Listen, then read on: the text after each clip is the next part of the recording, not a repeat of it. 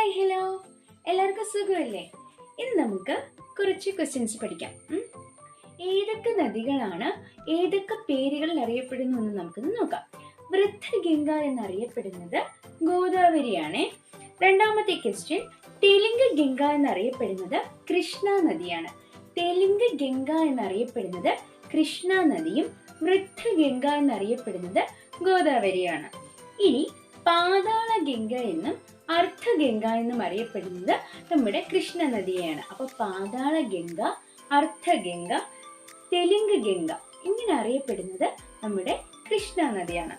ഇനി ദക്ഷിണ ഗംഗ എന്നറിയപ്പെടുന്നത് കാവേരിയാണ്. അപ്പൊ ദക്ഷിണ ഗംഗ എന്നറിയപ്പെടുന്നത് കാവേരിയാണ്. വൃദ്ധഗംഗ എന്നറിയപ്പെടുന്നത് ഗോദാവരിയാണ്. മാൾവ ഗംഗ എന്നറിയപ്പെടുന്നത് ബേത്വ എന്ന് പറയുന്ന ഒരു നദിയാണ്. മാൾവ ഗംഗ എന്നറിയപ്പെടുന്നത് ബേത്വ എന്ന് പറയുന്ന നദിയാണ്. അപ്പൊ നമ്മൾ 6 ക്വസ്റ്റ്യൻസ് ആണ് പറഞ്ഞത്. വൃദ്ധഗംഗ എന്നറിയപ്പെടുന്നത് ഗോദാവരിയാണ്.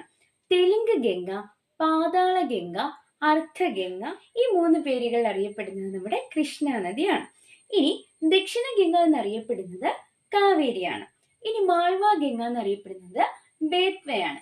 അപ്പോൾ ഇത്രയും ക്വസ്റ്റ്യൻസ് പഠിക്കൂ. ബൈ.